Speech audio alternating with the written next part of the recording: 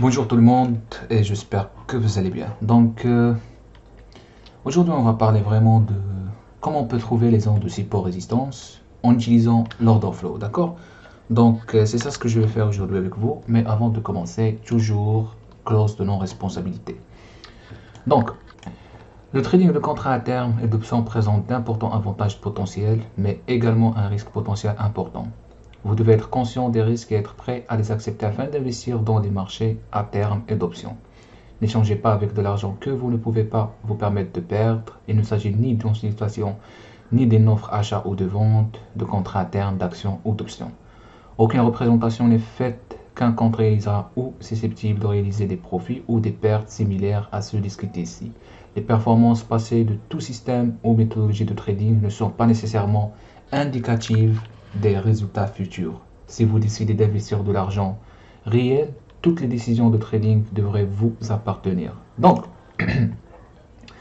Aujourd'hui, on va parler de comment on peut voir vraiment les ondes de support résistance. Donc, vous pouvez voir vraiment les ondes de support résistance sur n'importe quel marché. D'accord? Bien sûr, si vous utilisez l'order flow. Si vous utilisez plutôt le footprint que j'utilise moi-même. Donc, euh, vous pouvez trouver ça sur des indices boursiers américains comme les matières premières et ainsi de suite. Donc, ce sont les déséquilibres, d'accord? Ce qui se passe à l'intérieur de la barre, ou bien aux côtés de l'offre, ou bien à côté de la demande, d'accord? Ce sont des bridges. C'est comme des bridges dans lesquels vous pouvez voir les zones de support résistance. Plus vous avez par exemple, vous avez des déséquilibres de vente, ou bien ce qu'on appelle des imbalances de vente 60, 70, 80 et ainsi de suite, qui créent vraiment une zone de résistance. Ou bien le contraire, ce qu'on appelle aussi des déséquilibres de vente ou bien des déséquilibres d'achat. Ça, c'est d'une part. Vous avez aussi les séquençages d'ordre. Eux-mêmes, vous pouvez vraiment voir des zones de support de résistance créées par les séquençages d'ordre. En plus de ça, vous pouvez vraiment voir des zones de support résistance par les sweeping. Dans tous les cas, il faut vraiment supprimer cette notion de support résistance basée sur l'analyse technique. C'est-à-dire, vous avez deux sommets, ça c'est une zone de résistance. Vous avez deux creux, ça c'est une zone de support.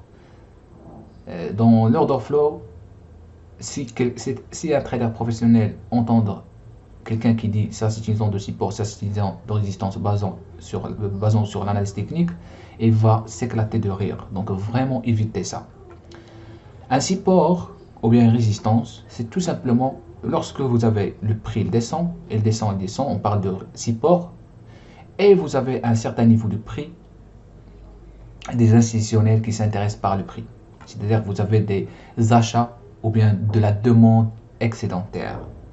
Donc, tout simplement, ces acheteurs, ils vont freiner les vendeurs et en même temps, ils vont commencer de demander. On parle de concept de l'offre et la demande.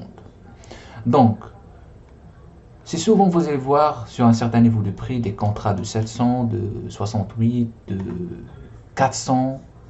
C'est là on constate vraiment il y a vraiment de la demande excédentaire. Donc, ce qui se passe, c'est que vous avez les acheteurs qui se placent ici en attente et qui s'intéressent par ce niveau de prix. Le marché descend et ils vont commencer de acheter ou bien accumuler leurs transactions. Le marché il va réagir et tout simplement il va commencer de monter. Les vendeurs ils vont commencer à essayer de descendre de prix et là on va voir encore la réaction des acheteurs. Donc c'est là on va s'appeler ça, c'est une zone de support importante. Donc dans l'order flow, il y a ce concept qu'on appelle micro-support, macro-support. Donc c'est-à-dire ça se concerne la fiabilité de support.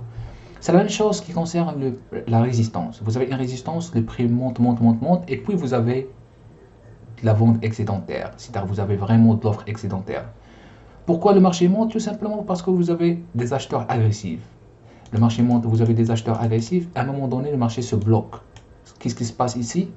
Tout simplement, vous allez voir des passifs qui commencent à absorber les contrats des acheteurs et en même temps créer des excès de tendance, c'est-à-dire proposer leur offre parce qu'ils parce qu'ils s'intéressent par le prix. À quel moment les vendeurs s'intéressent par le prix? Lorsque vous avez des prix plus élevés. La même chose, à quel moment les acheteurs s'intéressent par le prix? Lorsque vous avez le prix est moins élevé, c'est-à-dire moins cher. Donc, les vendeurs commencent à proposer leur offre, le marché descend un petit peu. S'il y a toujours des acheteurs, le marché va monter un petit peu. Et puis, vous avez encore des vendeurs qui proposent leur offre. Donc, ça, c'est ce qu'on appelle une zone de résistance. Il n'y a pas vraiment cette notion de l'analyse technique ou bien quelques théories de dos. On parle vraiment de facts et qui va différencier une zone de support puissante d'une zone de support moins puissante, c'est le volume. Et en même temps, l'activité entre les acheteurs et les vendeurs. Donc, là, vous allez comprendre que le prix, c'est un mécanisme publicitaire qui attire les acheteurs et en même temps qui attire les vendeurs. Si le prix est élevé, les vendeurs ils vont s'intéresser par le prix. Si le prix est moins élevé, les acheteurs ils vont s'intéresser par le prix. D'accord? Donc, maintenant, si on voit au niveau de graphique, là, ici vous allez voir pas mal. Donc, je vais vous montrer des exemples. Et ici. Donc, alors je vais enlever ça et ça. Donc, par exemple, ici vous avez un séquençage d'ordre. Donc, tout d'abord, remarquez juste le volume. Ici, vous avez quoi? Un volume important. 1800. En plus de ça, vous avez des déséquilibres de vente. Lorsque vous avez des déséquilibres de vente, ça crée quoi? Ça crée un shift entre l'offre et la demande. C'est-à-dire vous avez de l'offre excédentaire qui va créer vraiment un déséquilibre entre l'offre et la demande. C'est-à-dire, en d'autres termes, c'est que vous avez des centaines de traders qui veulent vendre, mais en contrepartie, vous n'avez pas d'acheteur, qui va créer vraiment un mouvement violent. Donc c'est ça ce qui se passe ici. Le marché commence à descendre violemment. Mais n'oubliez pas, lorsque on a eu ces déséquilibres, maintenant ça reste un engagement des vendeurs. Donc, regarde, le marché il monte, il va créer quoi? Une zone de résistance. Le marché descend encore, il monte, il va créer quoi? Une zone de résistance. Mais le plus important, c'est lorsque le marché monte, regardez même les volumes échangés. 2500, ici vous avez 2066, et vous avez delta scalp. Donc, vous pouvez considérer ça comme une zone de résistance, basée sur l'order flow. Un autre exemple. Donc, on va retourner un petit peu en arrière. Donc voilà, remarque, regardez ça. Ça, ce sont des déséquilibres d'achat et en même temps un sweeping. Vous avez 83, 116 et 281. Donc, pardon, 290. Donc vous avez ces trois déséquilibres, en même temps un sweeping d'achat. Et regarde, le marché il monte, il descend un petit peu, bien sûr il monte encore, il descend jusqu'à où? Jusqu'à ici, au prix de 4130, 4131. Et puis il réagit comme une zone de résistance. C'est-à-dire, pardon, une zone de support. C'est-à-dire, si vous retournez encore ici, vous allez remarquer que ici, on a essayé de casser la zone de support avec quoi? Tout simplement avec les déséquilibres de vente. Parce que ça se demande quoi? Ça se demande de la force pour casser une zone importante. D'accord? Donc, d'autres exemples. Maintenant, on va voir des exemples au niveau de, voilà, de séquençage d'ordre aussi. Donc, regarde, ici, vous avez un séquençage d'ordre. Sequencing order. Donc, vous avez 0, 91, 203, 257, 380, 790. Donc, ça, c'est un séquençage d'ordre qui nous montre vraiment les acheteurs tapent des niveaux importants des vendeurs. Donc, on a créé une zone de support. Donc, regarde, le marché, il monte jusqu'à haut. Il descend jusqu'à où? Ici. Et là, vous allez voir que le marché directement, il a réagi comme une zone de support. On va retourner un petit peu, on va aller un peu à l'avance. Et là, si vous prenez une décision d'achat et vous mettez juste votre stop loss derrière le séquençage d'ordre, vous pouvez obtenir vraiment des ticks. C'est pas toujours le marché va vous donner les ticks que vous voulez, mais bien sûr, il faut toujours être méfiant et d'accepter les conséquences ou bien d'accepter les conditions qui changent le marché. Par exemple, ici, vous avez un séquençage d'ordre et en plus de ça, point of control prédominant et des déséquilibres de vente. Le marché le monte, il a créé ces déséquilibres, il descend jusqu'à où?